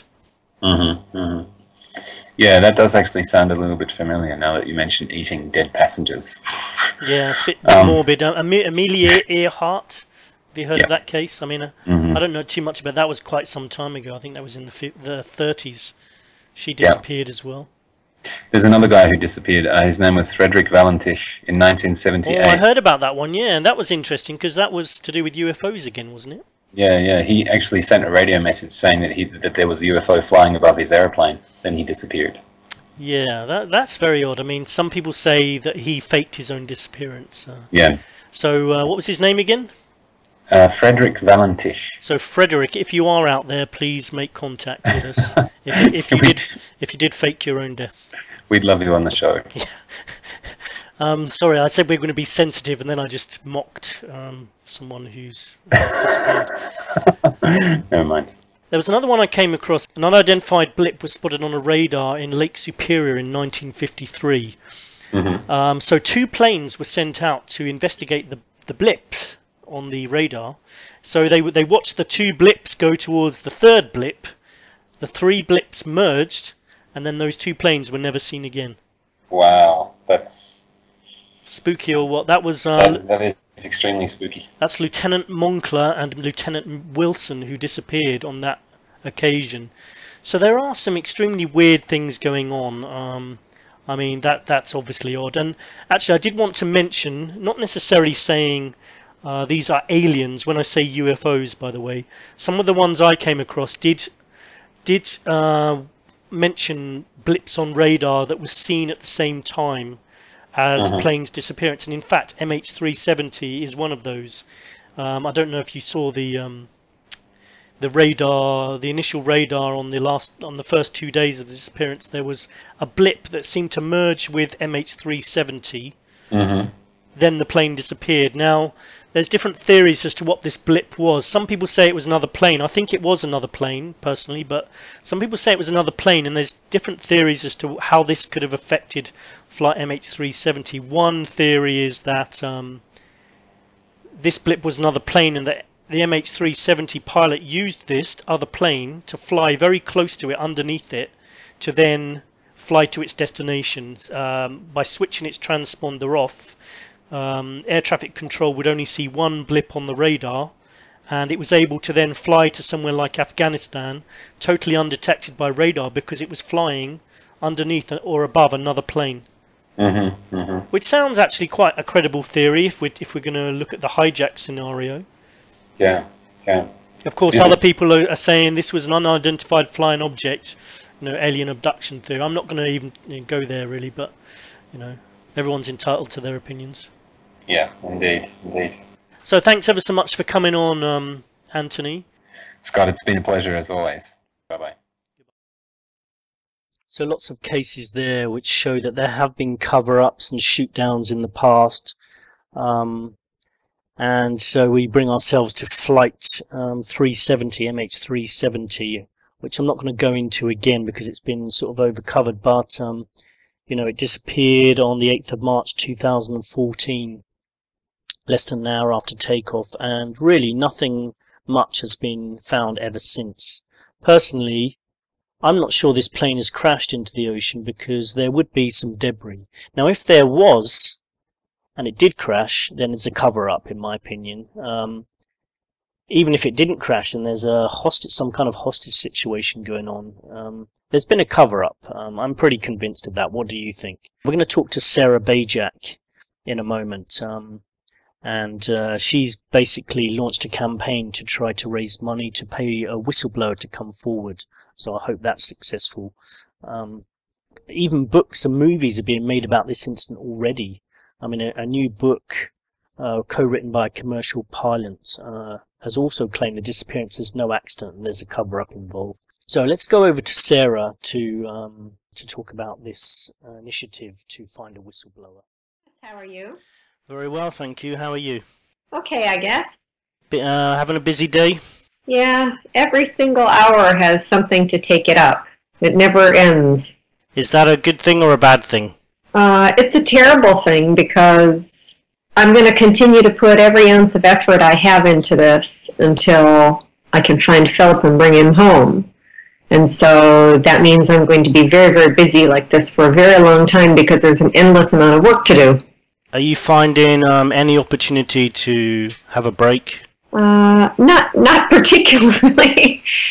I carve out a little bit of time here and there. I eat dinner with my kids. I've tried to make some time to see friends. And right now I'm busy getting ready to move. I move in a week. So there's so much to do with packing and getting bank accounts closed, etc. But I'm leaving. I'm moving to Kuala Lumpur. Have you lived there before? I have not lived there before. I've traveled there multiple times, but it's the place that Philip and I had decided to go to next. So we already have an apartment there, and I already have a new job waiting for me. I was just completing my contract here. So are you going to continue with teaching? Yes, of course. I love it. I imagine your students will be sad to see you leave where you are at the moment. I hope they'll be sad. We all want to be valued by the people we spend time helping. I think they will be sad. I think I'm a good teacher and have built a lot of loyalty in my students. So many of them have come with cards and they write me notes and send me emails, and I still keep in contact with a number of my students from the last year as well, and even from a couple of years back. It's really a nice relationship to be able to perpetuate. You'll have new students in the place you're going to. Is it like an international school or something you're going to? Yes, it's actually the British International School of Kuala Lumpur. Okay, and have you been there already before, or is this a completely new place for you? I mean, actually going to that school.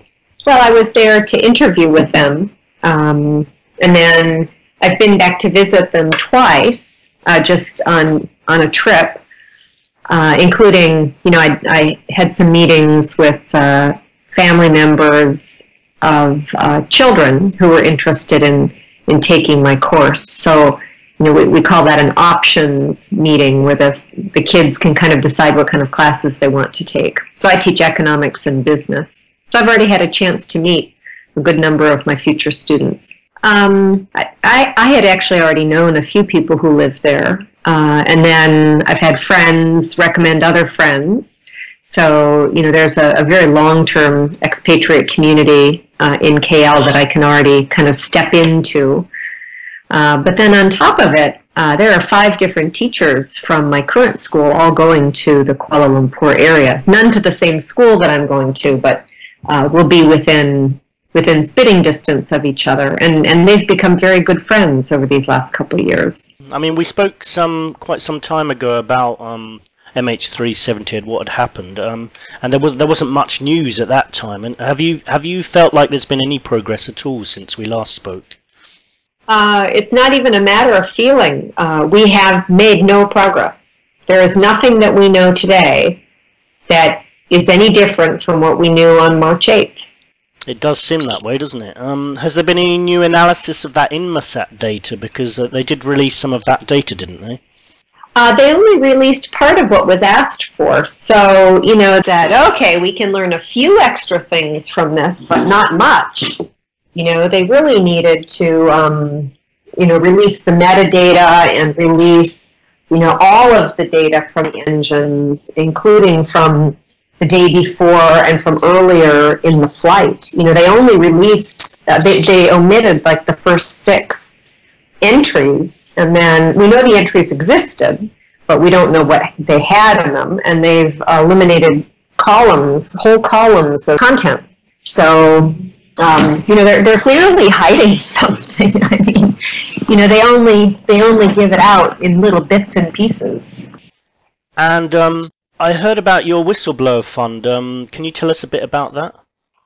Yes. So we decided that we're not getting anywhere with the official investigation. I believe personally that that's a combination of incompetence or at least misguidance of the honest people And I think that there are at least a couple of parties who are actively deceiving us and misdirecting the search. So, it's kind of a combination of incompetence and obfuscation. And so, we figured we had to take matters into our own hands. And anybody who has ever done any kind of traditional investigative casework, so I've spent a good deal of time talking to professional investigators, including those who specialize in what they call cold cases. And the consistent theme is that there's always someone who knows something. It's just a matter of finding them. And, oftentimes people know things, but they're either afraid to come forward because of repercussions, and they don't know how to do so confidentially, or they don't know how to come forward. They know they have something to say, but they have no clue who to say it to, or maybe they even try to say it and nobody's listening to them. And then on top of it, you have those people who maybe are willing to come forward but realize that it will probably cause them to lose their job or to be uncomfortable where they are, and so they'll have to leave the environment in which they are, and that takes money. So, all the way around, we believe the whistleblower campaign not only gives people an avenue through which they can provide their information confidentially and in a way that they can feel confident it will be looked at, but also it provides the incentive for them to have a little bit of money to disappear with if necessary. How will a whistleblower get in contact with you? I mean, will they leave the information there anonymously, or will they? How will they go about doing it? We will be launching a website tomorrow. Actually, it'll be the 15th for Eastern Standard Time, so day after tomorrow, I guess, for you. And those, on that website, we'll be collecting leads in a confidential way. We won't track any kind of IP addresses, and the individual will have to fill in a couple of fields. But the reward is payable only to somebody who actually can submit evidence. So just saying, I have a theory, and this is what I believe, and you'll find the airplane at these and these coordinates. Well, that's not evidence. We've had thousands of those kinds of leads, some more convincing than others. We need somebody, a whistleblower is indeed somebody who knows where the plane is, right? So, we're hoping that we'll see good progress with more quality leads once we get that website up. If someone does do that, if they do say the plane are at these coordinates, have you got any way that you can actually check up on that, or are you not bothering checking up on those? We have hired a professional investigation firm. They're very well respected, relatively good sized firm. They're licensed officially to do business in the country in which we've selected them. And they have actually investigated airline or aviation accidents in the past. They've also worked with other law enforcement, so they're a really valid and respected firm. If we believe that the evidence that somebody submits justifies a look in the water or a look on land someplace, yes, they would be qualified to do that. But again, we've had so many thousands of very earnest sounding leads come to the table saying, look in this coordinate, but so far none of them have produced evidence. Evidence is primary evidence, actually a photograph, like a real photograph where you can actually see what something is, not just an insinuation photograph. It could be audio files, it could be personal statements or confidential documents that can be validated to be real. And this will potentially make the people who are covering up what's happened here quite nervous. What kind of response are you getting so far? Well, the response from the media about the campaign has been amazing, and we actually had a quote released from one of the ministers in Malaysia saying that he thought it was a good idea. So we've kind of had some, maybe not outright approval and endorsement, but certainly acceptance of our effort from the authorities. In terms of the campaign itself, we've gotten kind of a slow start. We are not nearly as far along as we had expected to be. As of this morning, we only had 540 donations. You know, I find it now, the amount of the donations has been amazing. In fact, I've been just shocked at how much money people have been willing to step forward with. We've had a $5,000 donation, two $2,500 donations, a number of $1,000 donations. In fact, I think our average donation size is almost $100. But there's very few of those $5 donations. You know, we expected to have, you know, tens of thousands of people care about this. You know, just my Finding Phillip Wood Facebook page has 36,000 likes on it. You know, I had expected to have, you know, thousands of people responding. You know, and if it's only for $5, because that's all you have, then that's fine. I mean, this is a matter of, you know, what you have comfort with, but I did expect more support than only 540 people. I think there's probably still quite a large proportion of the population that would like to think that these things don't get covered up, or there is no cover-up. But I mean, that's not what I think, but I think that may be part of the problem. Yeah, perhaps you're right. But, you know, even if there is no cover-up, there is no plane. So, you know, even if the failure of the campaign to produce something is not a cover-up, maybe it really is just incompetence, you know, the reality is they still haven't found the plane. So, you know, even if you don't believe in cover-up, you should want the truth. And, you know, a fresh pair of eyes could see something differently. Indeed. We're doing a show today or tomorrow on missing planes, and I've been doing some research, and this really is a very different case. I mean, in most other cases, planes have been found, sometimes, you know, within days or weeks. Sometimes there are other cases where it's been a lot longer, but with this case it really is different. I mean, especially in this day and age with all the technology that we have, there's been no evidence of any crash or anything like that. I mean, I did hear of I saw on the internet today some release of some audio recording that in near Australia, I think. But then even that was put down to, it's not very likely it was the plane. So it just seems there's so much speculation, so many theories in this case. I mean, how on earth do you know when you're onto a good lead? It's not easy, actually. You know, from the experience that I've had in the last 3 months, I mean, I'd have to go through and actually count them, but there have been thousands of leads submitted. They could be subclassified into about 12, you know, primary lead types, and there's duplication amongst them.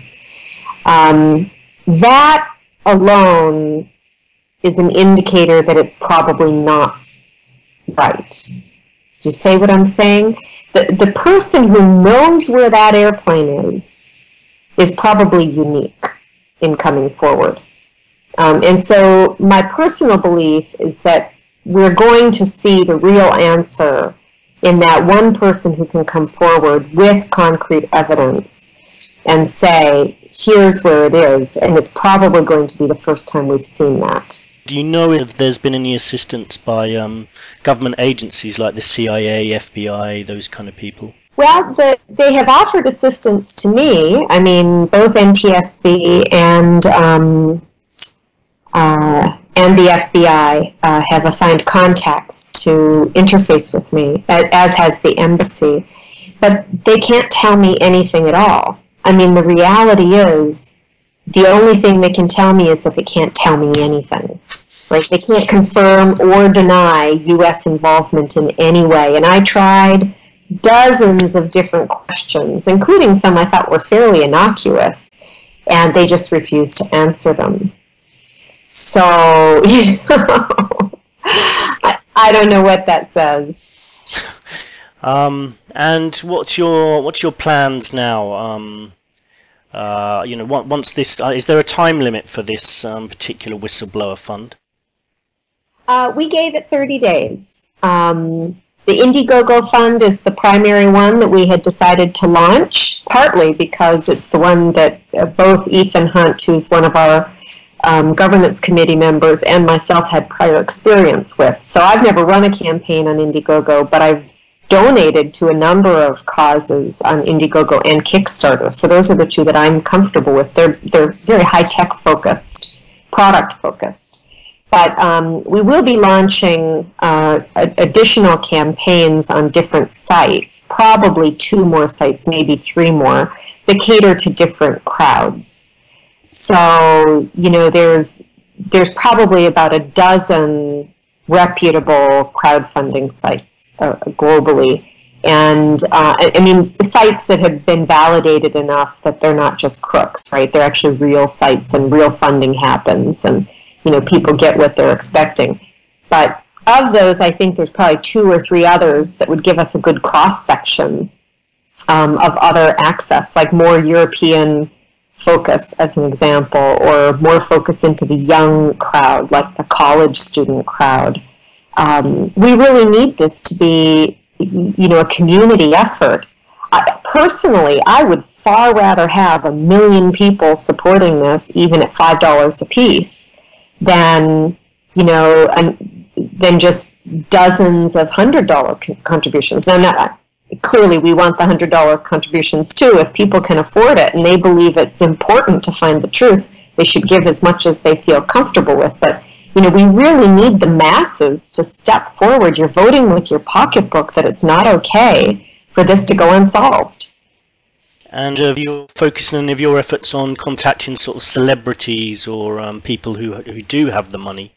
I don't even know where I would start. I honestly have no clue how I would do that. But if you have any suggestions on how to do that, or perhaps somebody who listens to your show has an in to somebody who's got some money or some notoriety, even just an endorsement would be really useful. Indeed, yeah. If there is anyone listening, then please contact us or contact Sarah. How do they go about finding this site, and how do they contact you if they do have some information?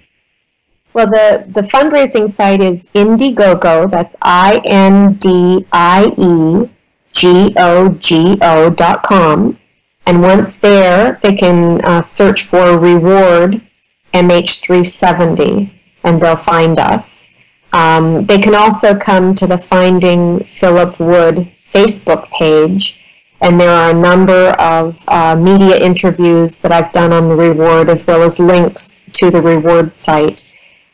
We will publish on the reward site, as well as a separate website and various Facebook sites, the lead website as well, in another 2 days. We can't publish it yet because it's not live. We haven't finished testing it. So people can watch out for that then in a couple days. So that's Indiegogo.com, search for Reward MH370, or go to Finding Phillip Wood on Facebook.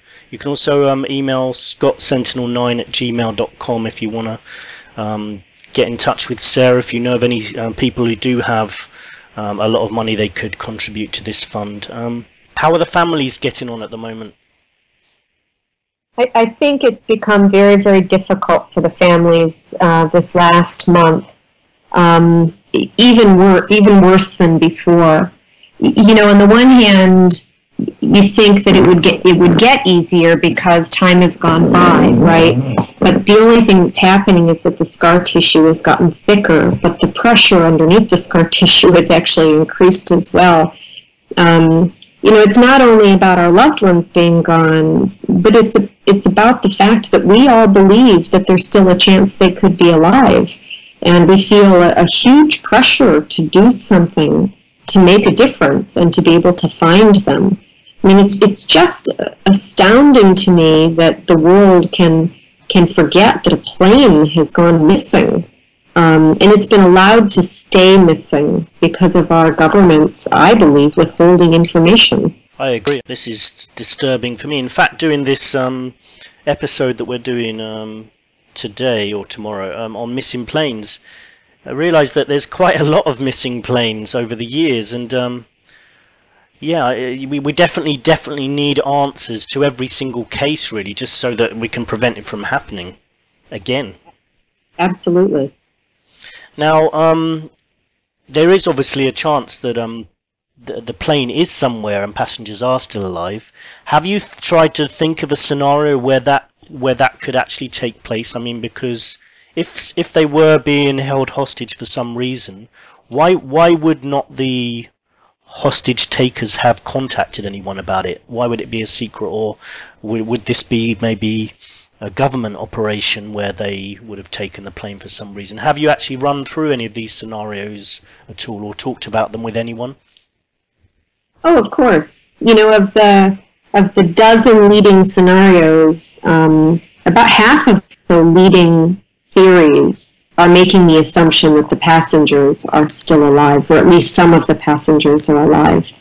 You know, whether that was through a hostage taking, and the reason we haven't heard anything yet is that they're not ready to do anything. I mean, if the purpose of terrorism is to incite terror, then leaving something a mystery is its own form of terror, right? And maybe they've been waiting until it dies down, and then they'll release their big shock. We don't know. If it was government intervention, it could be accidental that there are hostages, and they don't want to do anything with them, but they're not sure what to do with them. And, you know, it could be that they're just waiting for it to die down, and maybe they'll somehow release them out quietly. Who knows?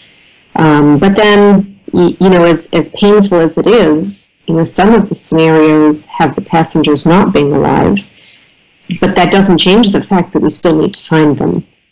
I heard that there was, I mean, you hear a lot of things on the internet, obviously, so who knows what's true these days, but I heard there were military operations on the same day near that area. Have you heard anything about that, or did you find out any information about that at all? That is one of the scenarios, that there was military operation, and that somehow perhaps the airplane MH370 was an innocent bystander in a catastrophic issue, and that the cover-up is indeed covering that up. So that is one of the potential scenarios. I don't want to speculate, but one other thing, I remember in the very early days, the Chinese authorities released an image saying, oh, this is something we've seen in the sea, and then it was quickly said that, oh no, that was a mistake, and some people have said, no, that wasn't a mistake, they were trying to expose something. Have you heard that theory as well? Yes, I've heard that theory. That goes along with the theory that Tom Nod was really a government exercise to make sure that any satellite images that indeed had wreckage in them could be easily cleaned up, right? So in effect, people who were all working to try to find the plane were really assisting the government in covering up the plane. But, you know, these are all theories, and honestly, I don't know, and I do not have a single theory that I believe is the truth, because there's no evidence. And so personally, I will not make a decision or stick into one line of thinking until I have proof of some sort.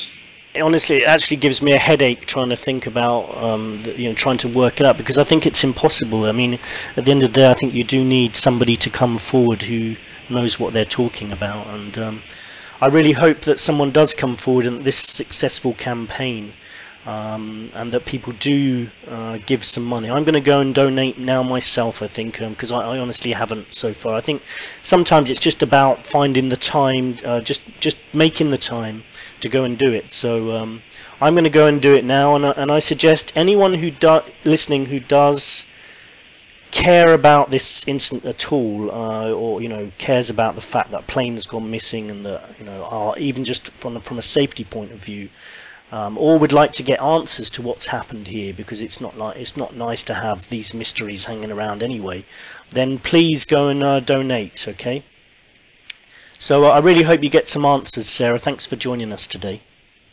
Thank you, Scott. And speak to you again at some point in the future, hopefully with some good news. Yeah, that would be lovely. Okay, take it easy, and good luck in your new area where you're going to be living in your new job as well. Great. Thank you, Scott. Thank you. Goodbye. Thanks to Sarah for that.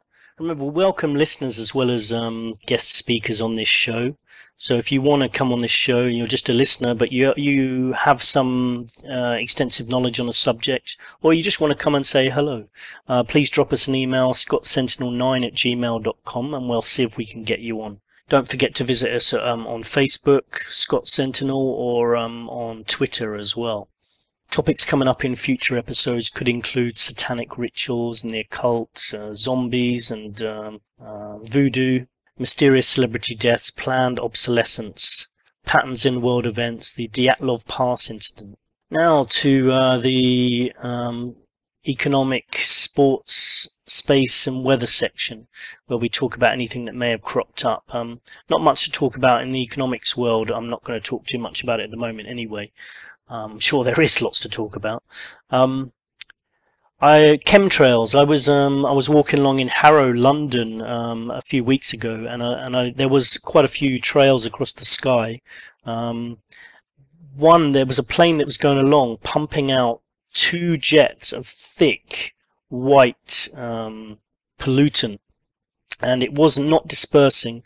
It was just staying in a really long line that must have gone several miles across the sky and just hung there. Didn't dissipate at all. This is what I think a lot of people are talking about as chemtrails. Now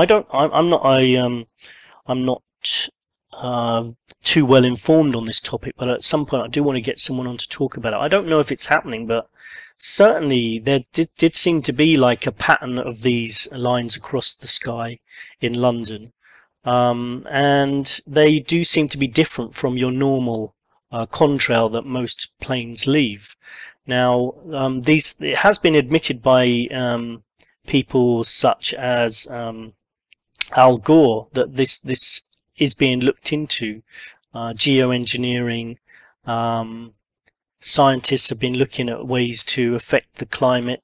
Now, if this is going on, I definitely would want to know about it. So I think we deserve to know. If it's not going on, then just say, okay, it's not going on. Now, if it is going on, then I'm sorry, but I don't want these kind of things being pumped into the air that I can breathe in. So we do need to know something about this. Again, it's another case of we're just asking questions. Are these normal planes, or is there such a thing going on? It seems like there is, according to some scientists. So would that bother you if you found out they're spraying chemicals over cities? I mean, I know that it's actually occurred in Ukraine because, like I think I've mentioned it before, when there was a pneumonia scare in West Ukraine, they sprayed some chemicals over the city to try to control it. So these things do go on, Obama says denying climate change is the same as saying the moon is made of cheese. I'm not sure if it's quite the same. I mean, on climate change, my views are we should respect nature and our planet regardless of any government-led programs. I've got no idea if climate change is changing due to mankind's pollution. I suspect not, but I'm not totally sure.